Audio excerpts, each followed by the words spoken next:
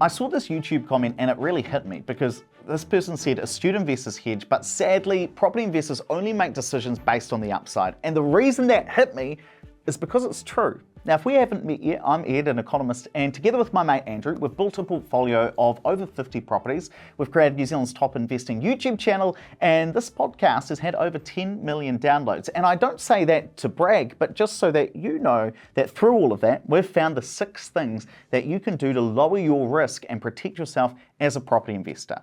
So, in this video, you're going to learn what those 6 things are and the real tools that you can use to plan your portfolio. So settle in for this episode of the Property Academy podcast. The reason I wanted to record this episode is because I saw a comment on YouTube where an investor said, smart investors hedge their bets. And unfortunately, I see too many people investing in property only thinking about the upside, and then they get really disappointed when things don't go right.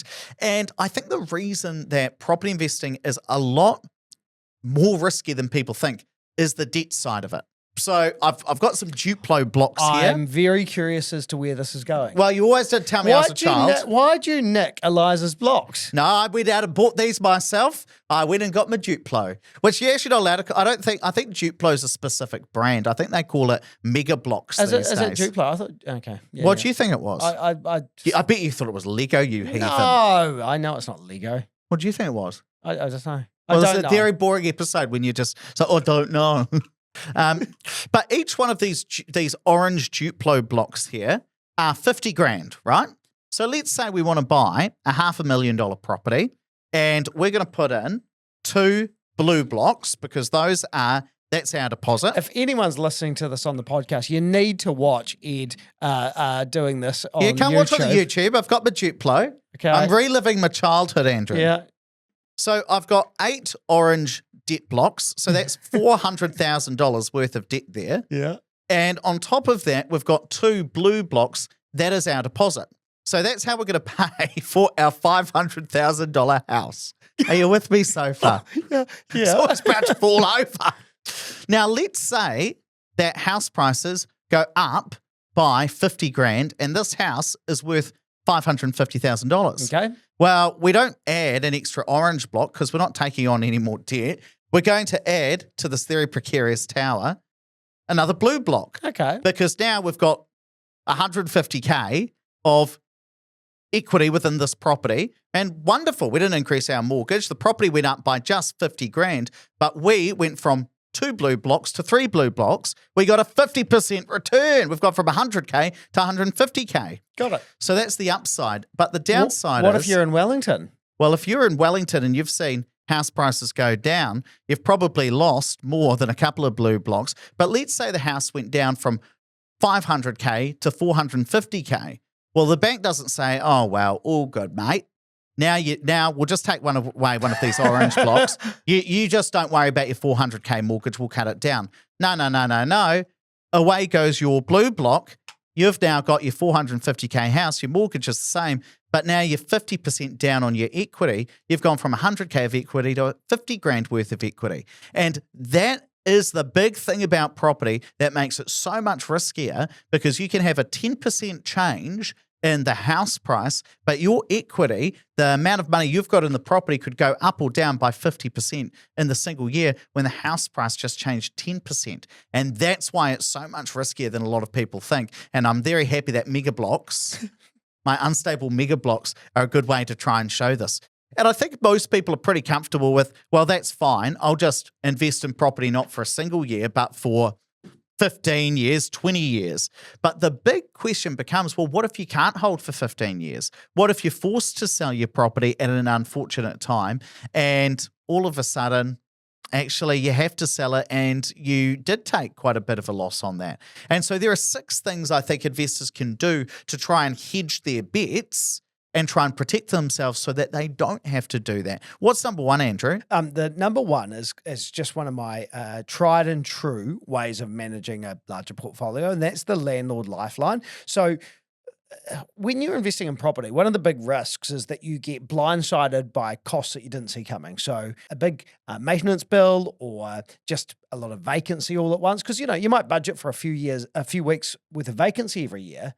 But it's not like you get 2 weeks every year, you get 6 weeks one year and then nothing for the next couple of years. So you've got to kind of have a bit of a lifeline. And so the way I manage that is making sure that I've either got some cash or some revolving credit facility available at any time, so that when I get one of those shock expenses, well, I've got some money there already. I'm not having to suddenly go, I can't afford this property, I need to sell. And that's helped me out many times and helped investors out many times. Now, you've got to be sensible with this, especially if you've got a revolving credit. You don't want to suddenly dip into that account to pay for a new TV or to go on holiday or even just to buy another investment property. You don't want to use it as a deposit for anything else.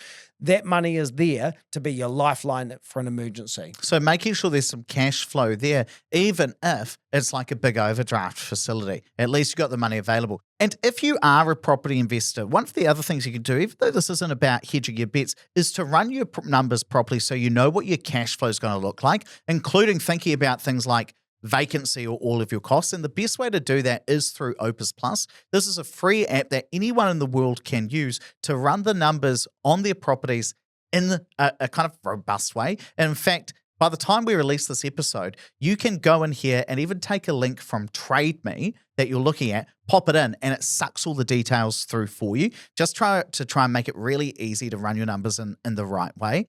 The second big risk I see when it comes to selling your properties at the wrong time is if all of your properties are in the same area. So let's say you bought all of your properties in Wellington City, where house prices have just absolutely tanked over the last 2, 3, 4 years. Well, if all your properties are in that city and all of them have taken a real haircut, a real dive in terms of their property values, if all of a sudden you need to sell one in order to pay for a big maintenance bill, or you're going through some ill health and you need to cover some expenses, or you've lost your job. Why are you laughing at my ill health? Why are you laughing about... Such a weird way of putting it. But You that's got just, sick. that's what I, yeah. Or I lost my job. Yeah. Because my boss isn't very nice to me. I'm feeling poorly. And so I've got to sell one of my houses. Well, if they're all in Wellington, there's kind of not really a good one to sell because they're all down. But if you'd invested one in Invercargill or Queenstown or Christchurch or any of those areas that really haven't tanked much and are now surpassing where they were before the peak of the market, that gives you a really good one that you could be like, well, I'll sell that one because it's got a bit of equity and I'm not going to book as much of a loss. And so buying different types of properties around the country certainly makes sense. I know Andrew and I have just bought a property together down in Queenstown. And to be honest, I was a bit like, why are we investing in Queenstown? It's so expensive. But then he said to me, well, you already got properties in Auckland and Christchurch. You've got a lot of exposure there. You need to look at a different part of the market. So buying different types of properties, growth and yield, apartments and townhouses and houses, and buying around the country, it gives you a little bit of a buffer, I suppose, or a few more options when property prices tank. Now, I think the next one is, again, related to the cash flow side of things, and that's managing your interest rates. Now, we've all been guilty of this because I remember we were buying properties when interest rates were 2.5%. Then they got up to kind of 7.5%, so basically tripled in a relatively short period of time. Now, if you had done your budget at 2.5%, and look, let's face it, most of us did the back of the envelope calculation at that time and said, yeah, this is money for jam, you probably really felt the pain when those interest rates got higher. Now, as interest rates are coming down, that's great. It's making us all feel a bit more comfortable with cash flow. But again, when you're running the numbers for any new investments or even running the numbers on your existing portfolio, you really want to start to think about, okay, well, if I'm going to hedge, what interest rate do I think is reasonable to do my sums on? So, for example, you might say, okay, well, today's interest rate is circa 5%. What if it is 5.5%? Or what if it is 6%? Or what if it is 7% again? And think about, what does that cash flow look like as a worst case scenario? Now, you don't want to talk yourself out of investing, don't get me wrong, but what you might like to do, some of my investors that I work with, they might say, okay, well, I want to be budgeting for, if it got to 7% in 10 years' time, what if I put a bit of extra money aside now while interest rates are lower so that I do have money for later on? And one way to do that is you can literally run different scenarios within Opus Plus as well, so that you can say, well, what would happen in these different scenarios? What would that cash flow start to look like? And that just gives you a sense around the numbers, because everybody says, well, if you've got to invest in property, you've got to run the numbers, but nobody tells you how to do it. And so that's what we're trying to do here. The fourth major risk that I see is that investors buy up a whole heap of properties, and then interest rates rise, and maybe the rent's not covering all of the mortgage or all of the costs. And that's very normal when you are starting out in property investment. And so they're using some of their own income that they're earning from their job to cover the top up for those properties. Nothing wrong with that. But then what if something goes wrong? What happens if your partner gets sick and you really want to take time off work to go look after them, or you get sick and you can't work anymore? So a lot of investors will insure the house in case it burns down, but they don't insure their own income. And so I think there are three policies investors need. We call this the risk reducer package, I guess. Firstly, income protection insurance. So if you get sick, you can still get paid up to 75% of your income. Trauma cover, so that if your partner gets sick, so you and me are now in a relationship, you get sick, I want to take time to look after you. Trauma cover would pay out, 50, 100 grand, 150 grand in order to mean that we can take some time off work to get through that trauma. And the third one is life insurance in case, in our relationship now, Andrew, one of us dies, at least I get the money out of it. So ensuring your own income and yourself is just as important as insuring your own house. So we've done the first 4 ways investors can hedge. What's number 5?